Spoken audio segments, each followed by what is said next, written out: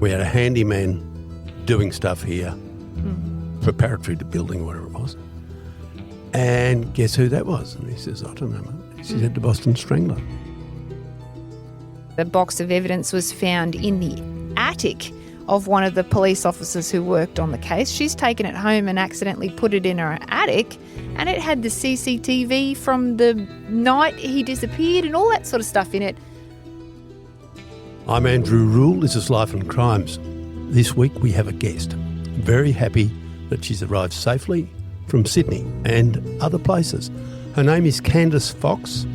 She's a prolific author. She tells me, she assures me she's written 21 books, or is it 22, in the last decade, or thereabouts. Something like that. It's something like that, yeah. The latest one, undoubtedly, is Redbelly Crossing, which I've read with great interest. I finished it in the wee hours the other night.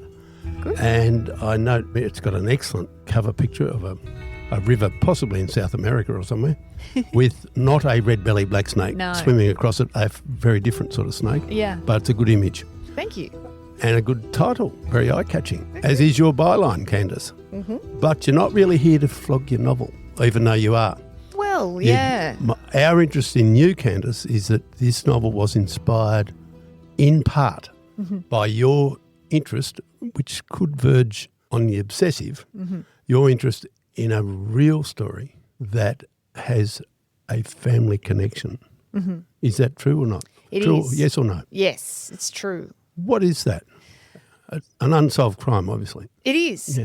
In 1973 and 1974, in Randwick and Coogee, Lynette White and Maria Smith were murdered inside their apartments.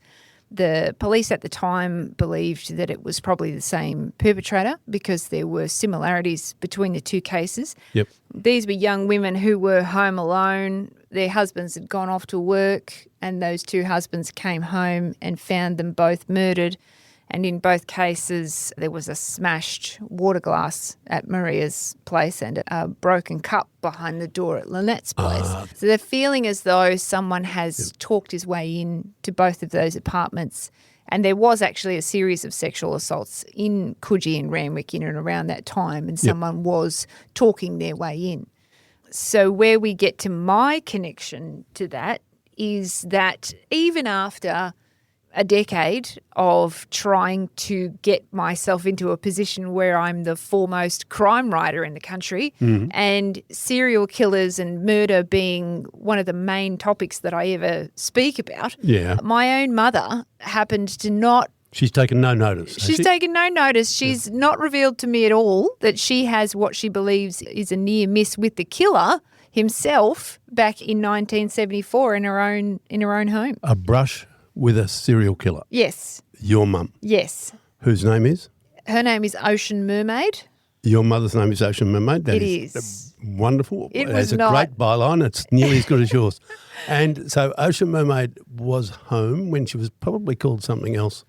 She was. So her name was Elizabeth Ann Whiteside, and she lived in St. Luke's Street in Randwick. Yep. She was 17 years old. 1974. In 1974, yes. So she would tell us as kids this cautionary tale about not opening the door to strangers, and she would recount this incident in which someone's knocked on the door, she's opened the wooden door but left the screen door shut, and there is this man standing there, a young man with dark, wavy or auburn hair, wavy or curly auburn hair. Yep.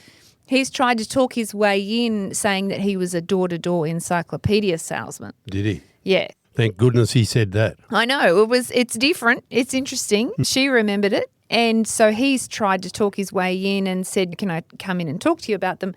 And she's just gotten this feeling over her whole body, like the hairs on the back of her neck stood on end, because she's thinking he's not carrying anything. Like there's no briefcase, there's no encyclopedias, there's no pen, there's no paper, nothing. And so she pretended her dad was home. Her dad had only just died a week to 2 weeks earlier. And as soon as she mentioned that her dad was home, this guy's taken off without saying another word. And she always just believed all these years that guy was involved somehow in Lynette and Maria. So Maria actually went to my mother's school. Right. In just chronology, I think one of them was killed slightly before this and one after, or what was it? So Lynette was murdered in 1973 and it was 10 months later that Maria was murdered. So Lynette was at home with an 11-week-old baby. Yep. It was her mother's birthday. Yep. So she was supposed to go out with her mother for lunch. Someone's knocked on the door and he has held her at knife point with a knife from the kitchen and he's forced her to undress. Yep. And so the police believe that a knock on the door has interrupted this ordeal because someone was coming around to deliver cloth nappies. Yep. That woman has heard no response to the knock at the door. She started to walk away. She heard a scuffle inside the apartment. She's knocked again. No one's answered, and she's thinking, oh, well, there's probably some kind of new mother chaos going on inside the apartment, and she's left. And the police reckon that that's when Lynette was murdered. She's made a bolt for the door or made a bolt for the baby's room and he stabbed her to death. In Maria's case, it was very different in terms of the crime itself in that she was strangled and this was a prolonged and sick kind of ordeal that she went through, which doesn't seem to have been interrupted. So while the official police line is that they're keeping their mind open, they have actually assigned 2 different task forces in contemporary times to these 2 cases. Back then? Yeah. Okay. And so my mother revealed her connection to it only because I brought it up. I was reminded because my daughter Violet was 1.5 at the time. This is 5 years ago now. She was tottering around the house in just a nappy and she had a top hat on and she was carrying a toy briefcase. And I remarked to my husband, she looks like a little door-to-door salesman. Yeah. And it just unlocked the memory. Yeah. And it was like I had pulled the memory out of my brain and it was under the surface like a tea bag in a cup of tea and I pulled it out and I went, oh, my God, there's a memory attached here of this murder story. And I called my mum and I said to her, after she told me the story, I said, did you ever tell the police or anything? And she's like, oh, no, I never told anyone. And I said, oh, my God, you could be the missing clue of these 50-year-old cold cases. She had a reason for not talking about it though, didn't she? Well, yeah. She thought she did. Yeah. She essentially, and I think that a lot of women would have thought this at the time, in that time period, she was essentially worried about being believed and was it relevant? And she'd been told not to answer the door. And she'd been told by her mother, who was quite draconian, not to answer the door, so she would have got in trouble. And I feel sorry for her. And her mother was right. Yeah, that's exactly right. And if you look at that time period, there were entries to apartments, the whole coming to the door and saying, can I have a glass of water, and then being let in and robbing the woman with a knife from her own kitchen had happened a few times. It was the MO of heroin addicts and things at the time. Right, okay. And the 70s, I mean, I'm old enough to remember this. I was doing HSC or VCE exactly the same time as your mother. So I remember the era. The 70s was a funny time looking back on it because it was really that cusp, that decade that joined up the good old days when people allegedly didn't lock doors and all that stuff that they claim. But there's some truth in that. Yeah, yeah. A more innocent era. Yeah. The old Australia, I would call it. Yeah. Pre-70s. Yeah. The 70s linked that world to the world we're in now. Yeah. Where suddenly we had a drug problem and druggies were running around doing bad stuff that people basically hadn't done home invasions and stuff. On ordinary members of the public, there'd be burglars, but not so much this home invasion stuff. And drugs sort of opened that door. Yeah. But some people, i.e. your mother and others in the 70s, were still innocent enough to fall for the cup of water thing because that's the way people were in the suburbs and the country towns. They were more trusting then. You'd have no chance of getting into an apartment in Sydney now with the cup of water routine. Oh, no. And who would let you in? No. No one. And the thing is, the media wasn't reporting it. At that time, they weren't routinely reporting sexual assaults and rapes, so women weren't really aware of the danger or the climate. What was happening? Yeah. And then also Lynette was a hula dancer. She was part of a Tahitian sort of group. So as soon as she appears on the cover of the papers the next day, she's in a bikini sort of looking thing, and she's sprawled. And so there was a bit of victim blaming going around at that time. Yep. And people in the area saying, oh, well, she was an exotic dancer and this kind of thing. So I'm not surprised now that I've reflected on it that Mum didn't say anything. Yeah. But the call out that I'm trying to do at the moment with the novel and the afterward, the true crime afterward, I'm trying to stir up, memories for someone who might read it and say, hey, actually, I had this encounter. And the book's been out for 3 weeks now, and I have had a handful of women saying, I had this encounter at my door, and the Northern Beaches rapist was going around at the time, and I never told anyone. So I'm just collecting them, and I'm just going to pass them all over. There is one rather nicely planted link. You've taken a real detail from the actual murders, maybe a real detail, we don't know, but there was at some point during the 70s at near one of these scenes, a mustard-coloured Ford Capri, which I remember well. A friend of mine had one down here. Not in Sydney, with the GT stripe. They were quite a sought-after two-door car, and not overly expensive, but the sort of thing that young petrol heads or old car. Petrol, they are. They still are really. I've been staring at them a fair bit. One of them was seen near a real crime scene, and you've inserted such a car into your book. As a sort of almost homage. It was difficult to sort of balance. This is a crime fiction novel, so it has certain conventions. Yep. You actually meet the perpetrator and you figure out who he is in this book, which was very hard.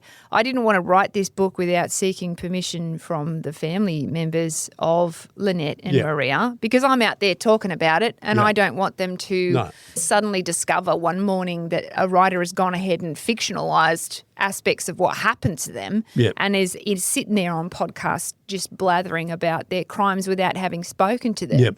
So, but I had to say to these two guys who are in their 70s and 80s now, when you read this book, you're going to see the perpetrator and he's going to get what's coming to him. And in your lifetime, you may never experience that.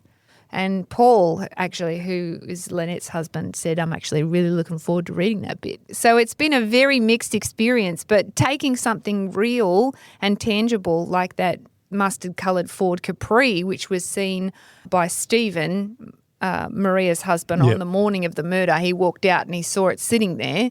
We don't know if that's a perpetrator or if it's a witness, but that person has never come forward. So I was wondering if people would read the novel and go, oh, like you, I had a friend who had one. Well, interesting, isn't it? Because they were sufficiently rare that you took notice. I can remember the name of a guy at uni who I drove him around to car yards. He was looking for one and he bought one, I think. Oh, right. And I remember that guy's name.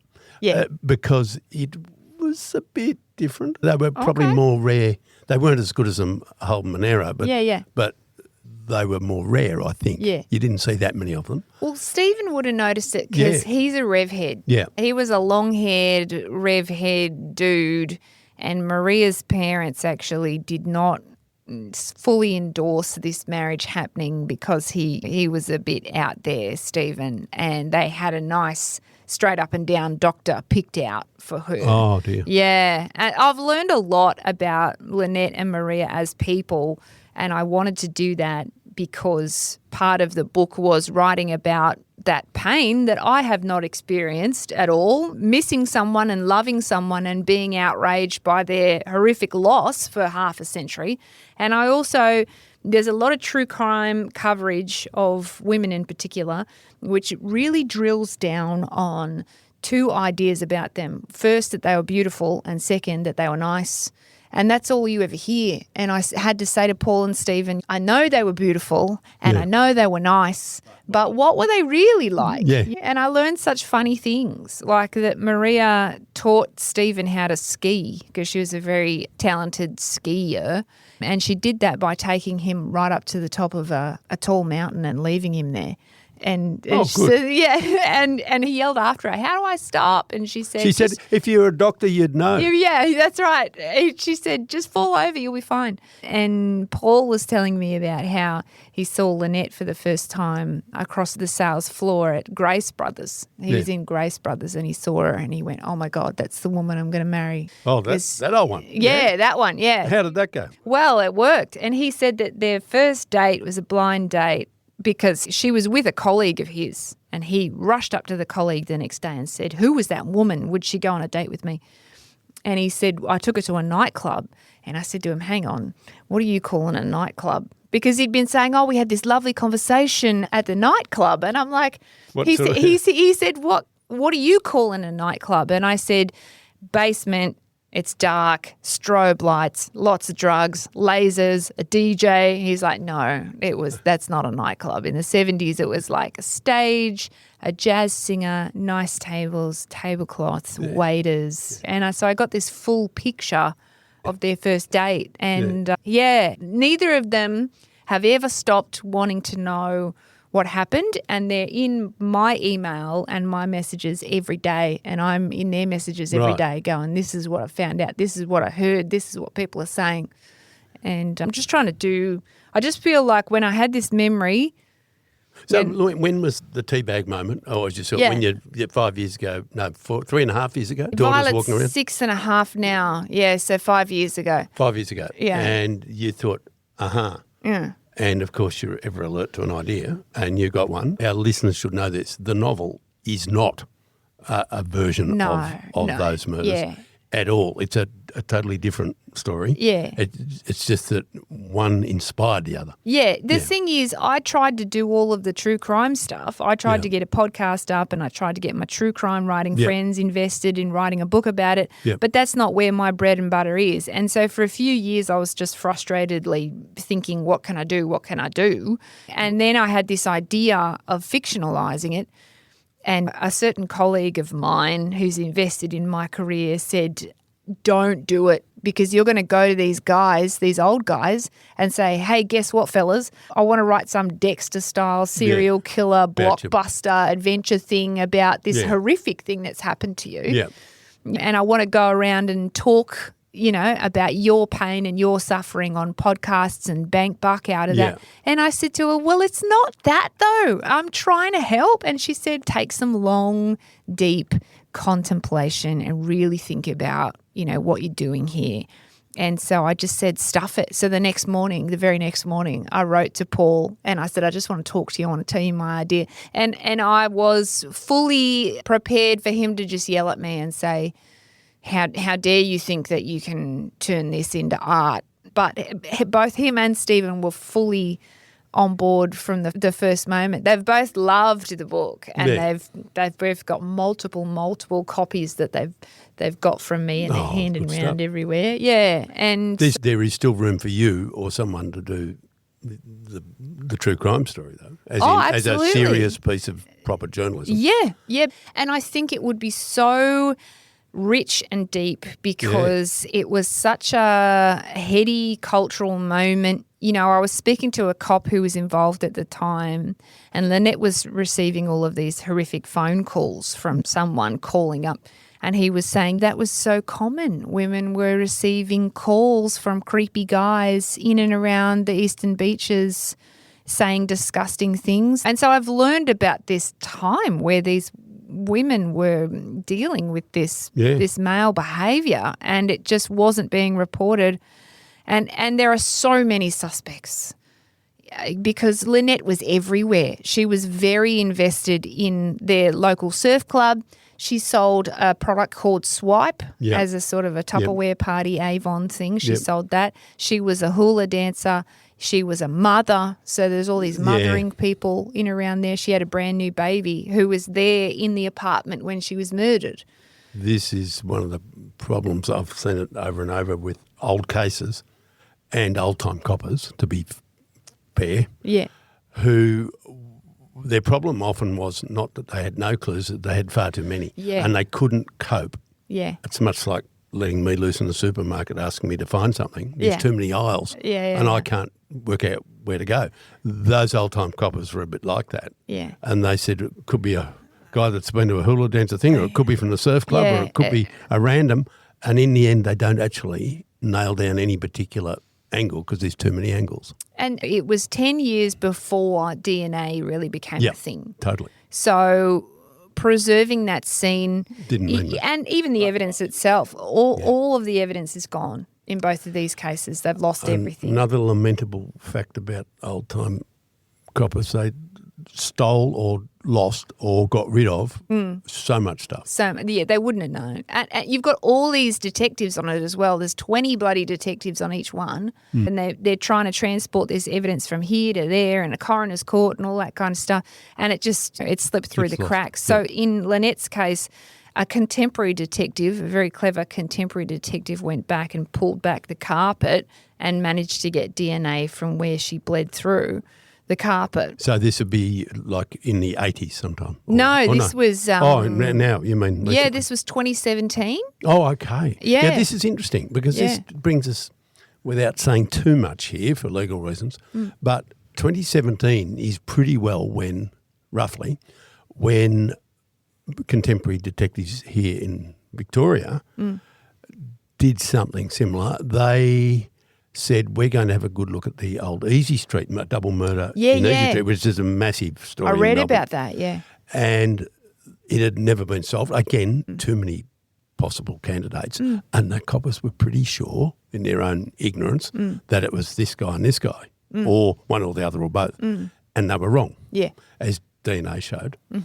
And so then they were left far from home. They had nowhere to go once they'd tried their DNA thing with a short list of 8 and no result.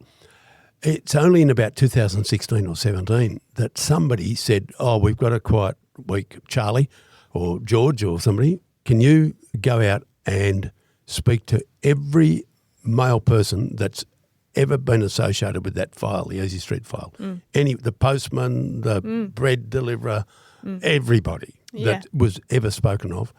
And if they're alive, we want you to get a swab, a DNA. And if they don't want to give a swab, we want to know why and all about it. And if they're dead, we want to know who their male relatives are or DNA. And that is how they came up with a live DNA sample, a hit, that pointed to a guy who had been a young Greek, like a 17-year-old schoolboy at the time of the murders. And led to a long secret operation to get that guy back from Europe, where he'd left Australia and stayed there. We don't go into that because there's a trial ahead. Right. So it just shows you that after all these years, that's the dream. That it can happen, that they can get something to go on. We won't say solve. No. We'll say something to chase. That's the dream with Paul is that the DNA, I believe that there's still prints as well in his case.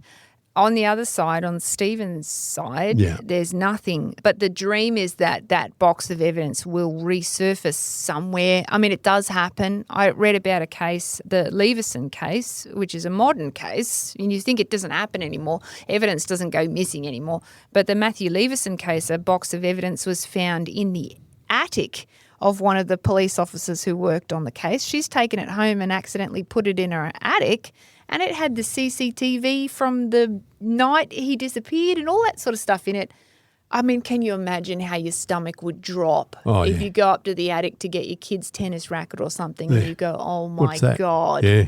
But that would have made done such a difference in that case. And so we're 52 years later with Paul and Stephen waiting for something like that to happen and hoping something like that will happen. But the only other aspect of it is that someone will say something.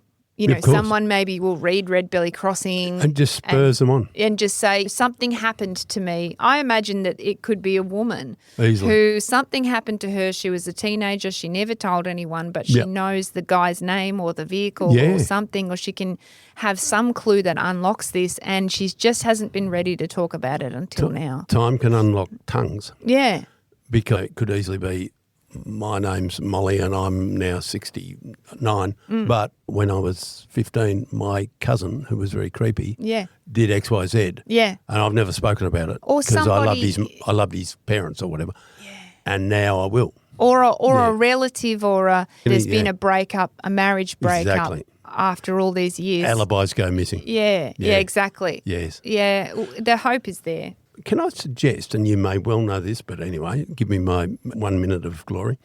Can I suggest that there is a really good historical precedent for you or somebody writing the factual book? Mm-hmm. And that is that excellent non-fiction writer from Boston or thereabouts, Sebastian Junger, the guy that wrote The Perfect Storm. Okay. One of the great non-fiction writers, one of many, but he's one of them. And he's famous for The Perfect Storm, which is a phrase that's entered our language. Yeah. But he has written other books. And he used to, I think he joined the fire service where they parachute smoke jumpers. Yeah, right. They parachute into fires and he wrote about that. Oh. He's a real live wire, this guy. But he grew up in suburban Massachusetts, I think in Belmont. Yeah, which may well be, it could be a suburb of Boston for all I know, but up there somewhere. Yeah. And he's written a book called A Death in Belmont, I think. Uh-huh. And what it is, it's just like your mother's story. His mother told him when he was young, she said, back in 1963 when I was pregnant or before I had you or something, we were renovating a house and we had builders here and we had a handyman doing stuff here, preparatory to building or whatever it was. And guess who that was? And he says, I don't know, Mum. She said the Boston Strangler. It was Albert De Silva or something like that. That sounds familiar. And Albert De Silva, there's even a photograph of him at their house doing something, just innocent. And that same fortnight or same week or something, he strangled a woman in their suburb. What's fascinating me now is that aspect because I never stopped writing. Yeah, I never stopped writing. And so I've finished the novel after this, which won't come out until next year. But my fascination has been with those people who are left in and around the murderer's life because you think of creepy serial killers as being these guys that live in their mother's basement and they have no human interaction. They don't have jobs and friends and family, but they do, And Dennis Rader, for example, BTK, one of the most awful serial killers in the US, he had all those things. He had kids and a wife and his colleagues were saying it's not possible that it's him. He was a big part of the church community. Yeah. He's amongst us. And so, and the shocking and appalling thing about Lynette and Maria's cases is that this guy has come and knocked on their door in the middle of a bright and sunshiny day when they were at home in their houses minding their own business. Yeah. Like the insult of it is just shocking. Yeah, and exactly. So I couldn't stop thinking about it. I couldn't stop thinking about the fact that if my mother had let him in, I wouldn't be here. Oh, indeed. And look, her instincts, I mean, people's instincts are often high and hers probably was. Yeah. And she smelt something wrong. Yeah. And I mean, people do, and a lot of women do. Yeah. I'm sure a lot of women have saved themselves by picking up on something. I don't know if you know this, but I saw this the other day on TikTok. They did these experiments with sweat. They got some people to jump out of an aeroplane and they collected their sweat and they got a whole bunch of other people to just run on a treadmill and they collected their sweat and they had people smell the different sweats and one was fear sweat and one was sweat. Yes. And the fear sweat set off the neurons, the sensors and things in the people who smelled it. Adrenaline. Yeah, the adrenaline and the chemicals, the fear chemicals. Yep. So I wonder if it's something like that. She smelt his fear sweat and it set her off and she's just got this feeling. She said it was a whole body and even talking about it now, and I was talking about it with her this morning and telling her other things that I've found out, recently. She said it makes my stomach turn thinking about it. Yes. About how close it was. How close it was, yeah. It's just a screen door between her and him. Anyway, good on it. She smelled it in time. Yeah. It's funny that about adrenaline. They say police dogs, who basically attack dogs. Yeah. I mean, they've got a great sense of smell, but Yeah. they're there because they've got teeth. Yeah. And they'll do what they're told. And, Yeah. and until they start chewing on some crook, and then they won't do what they're told. But they will always catch the burglar or the car thief who runs away from the car Yeah. because they just follow the adrenaline Yeah, smell. yeah. It's hot. Yeah. It's totally hot. Yeah. And they can see it like a, Yeah. it's Dogs. obvious to them. Dogs are amazing. Yeah, they are. I think their smell is like 10,000 times Oh, amazing. Yeah. stronger than ours. Yeah. Yeah, and there's some that are off the I'm a dog scale. lover. Yeah, it's good. Yeah. Very good. Well, Hitler liked dogs, of course. It's not a guarantee. Where are you going with this? No, I'm just saying it's not a guarantee. Ted Bundy had a dog too. He had several dogs. That's right. What does that mean about you? That's right. It's not a guarantee that, That's it. that you're a You're great a nice person. person. Yeah. Yeah. Now, there is room for somebody to do that book, isn't there? You sound Yeah. interested. No, I'm not myself, but I'd love to read it. Okay. I'd like to read it if it was written as succinctly and coolly as your explanatory afterword. Oh, thank you. Afterword, yes. Yeah. Which was very pithy and interesting, and I read it very late at night and that's why we're here. That's why we're here. That's why we're yeah. here. If you hadn't written that bit, we wouldn't be here. Well, it's fate's destiny. I was just trying to be honest. And in that afterwards, I say, essentially, you're going to have to put down everything that you just read and think about these real cases, and here they are, and here's how I came to them. And it's funny because I've been saying to audiences, I've been in front of thousands and thousands of people on this book tour that I'm on. I'm halfway through, and I'm saying to them, I'm trying to lure you because you're the Australian crime fiction reading community. Yeah. I know that you like puzzles. I know that you're of a certain generation because my median age group for my readers is sort of 60. That's the median. Yeah. So anyone above that. Yeah, between retirement and death, most of them. Yeah. Well, they've got reading time. And I know you're in the right generation. I know you're puzzle driven. Do you know anything? And then if everybody who reads the book goes and talks to one other person, I've doubled my reach. Absolutely. Yeah. That's a great idea. And hopefully Harnessing that readership. Yeah. And getting the fictional side of it might get the emotional investment. Yeah. That a straight up article or podcast or whatever might not have gotten. True. And awaken the imagination. I haven't heard of another crime fiction writer doing this, using their platform. Because as a crime fiction writer, you do access true crimes all the time. I wrote a novel called Gone by Midnight, which was so obviously inspired by the Madeleine McCann disappearance. Yep. And so I've got a bunch of parents leave their kids in a hotel room. They all go down to dinner. There was 4 boys in the hotel room. They come back. There's only 3. I really hope that the McCanns have no awareness whatsoever of my book because they're going to be saying to themselves, well, thanks, Candice. Thanks for being so inspired by this horrific thing that happened to me. And that's the fear that I had when I spoke to Paul and Stephen, that they were going to go, well, thanks. I'm so glad you were inspired by this. But, I came into it saying, I wasn't inspired, I was horrified and hurt for you. And I did so much time at the computer staring at Paul White because he's done a lot of media before I reached out, just staring at him and thinking, I want to say to you, I'm so sorry. I'm so sorry for what happened. You didn't deserve it. She didn't deserve it. Your son didn't deserve it.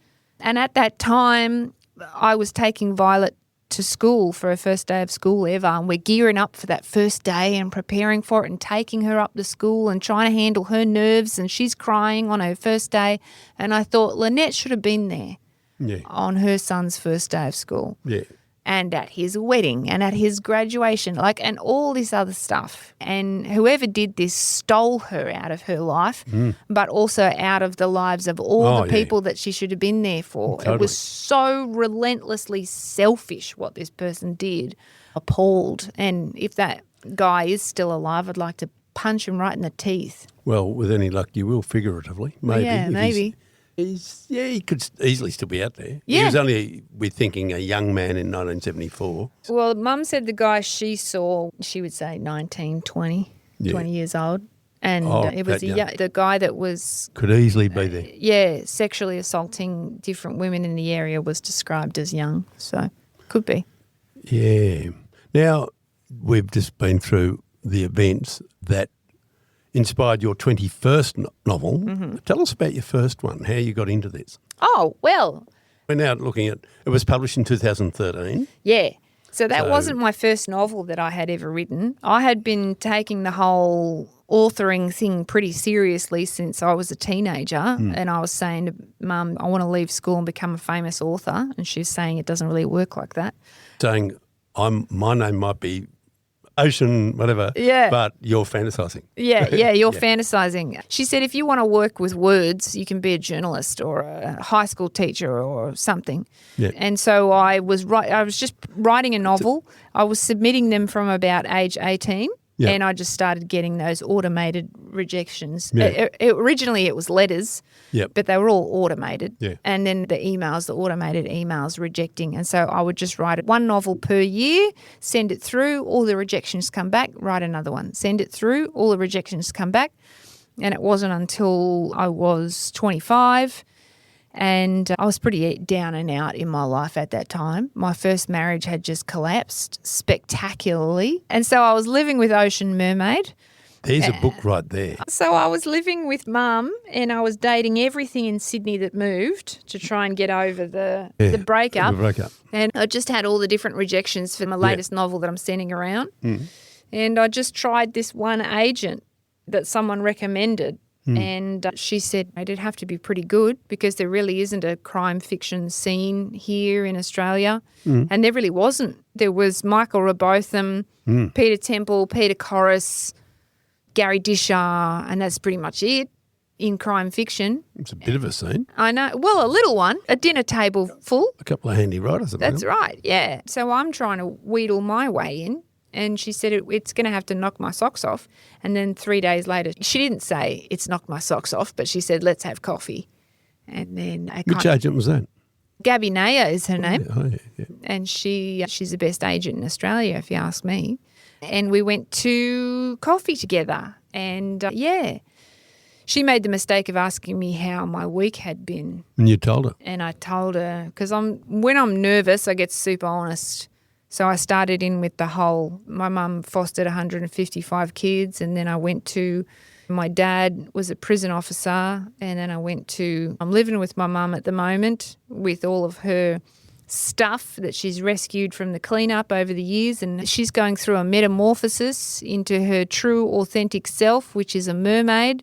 And I'm dating everything in Sydney that moves because my husband just left me and blah, blah, blah, blah, blah, blah, blah. She'd be fascinated. I know. She'd be riveted. She looks shell-shocked, to be honest. She looked like one of those shell-shock victims that you see from World War II. And so now, these days, whenever I'm being hard work as a client, which I am every now and then, I say to her, look, you should have known I was hard work from that first coffee. First time. That's right. And she rolls her eyes and says, keep writing. Yeah. Pretty much. So that's 21 books ago. So the first published book was? Hades. And people still talk about that book, Good titles you choose. Oh, thank you. Thanks. It's a real art. People still talk about that one as like a moment of, she told me at the 10-year anniversary party of like, oh, you've been in the industry 10 years, Candice, let's throw a party. She gave a speech and she said, I knew by the end of the first page, which I think is really flattering. But she took 10 years to tell me that there wasn't this deep consideration of will I or won't I or is she too much hard work or anything like that. She said, I read the first page of Hades and I was in like flint. That's about all you can say. If the first page doesn't nail it, doesn't matter how keen they are on your small talk. That's right. That's exactly right. It's got to be on the page. Yeah. So that's how you got rolling. Yes. And since then you've churned out more than one a year, yeah? Yeah, I have. The fastest I was ever going was 3 a year. But that was before my daughter, before I became a tired 40-year-old parent of a 6-year-old. Yes. So they run you ragged. They do. I say to my husband all the time, she never stops. She pops out of bed in the morning and she's going and she's dancing. She runs everywhere. Violet Fox. Her surname has a different surname, but I keep it out of the media because I get creeps and weirdos. But she runs everywhere. She'll be like, oh, I'm going to do some colouring in. So she runs into the other room to get her colouring in books and her pencils and everything and runs back. Like there's no time. Wonder where she gets that from. Yeah. Is it? Yeah. Now, Candice, allow me to say your book is called Redbelly Crossing. It is. It's described by our own Jane Harper, who used to sit about 4 metres from this chair that I'm in now and that you're in. A fascinating, compelling page-turner. Redbelly Crossing is Candice Fox at her best, Yes. says Jane Harper, former business writer at the Herald Sun. Addictive, cancel all your plans, says Sally Hepworth. Yes. I love Sally. One of Australia's finest crime writers, says Chris Hammer, who is exactly that himself. Yep. And a very good bloke. Yeah. Listeners can find out more, Candice, by going to a bookshop, I'd imagine. Yeah, any good It's published bookshop. by Penguin. That is the ones with the little picture on the spine of a penguin. Yes. All the best bookshops will have it. It's on audio. There's a couple of fantastic voice actors who do the audio book. I picked them myself. If I do say so myself, I've picked well. Who is they? Lani Tupu is one guy, and the other guy's name but deep voice. is Lani. Jeremy. I can't think of his surname, but So Evan and the two brothers? yeah, Russell and Evan. And Lani. That's a good idea. Our listeners should understand that what you've done with this book is people have written things from viewpoints before, but you've basically got the viewpoints of two brothers who are both policemen, and they're the sons of a policeman who turns out to be a very bad guy. And that is the premise of the book is they tell the story family in their trauma. own voice. Yeah. Family trauma. The two brothers came out of this very toxic household with his father, and they are dealing with that in two very different ways. And then they're both assigned to this crime to each other's horror because they've been estranged for about 5 years. Yeah. And The tension's very good. thank you. But we won't say any more because it might spoil it for someone. Our guest is Candice Fox. She has to go and talk to someone else about her book, Redbelly Crossing, which is not about snakes apart from the two-legged variety. Yes. On that note, we will end it. Thanks for having me. Thanks for listening. Life and Crimes is a Sunday Herald Sun production for True Crime Australia. Our producer is Jonty Burton. For my columns, features and more, go to heraldsun.com.au/Andrew Rule, one word. For advertising inquiries, go to newspodcastssold@news.com.au. That is all one word, newspodcastssold. And if you want further information about this episode, links are in the description.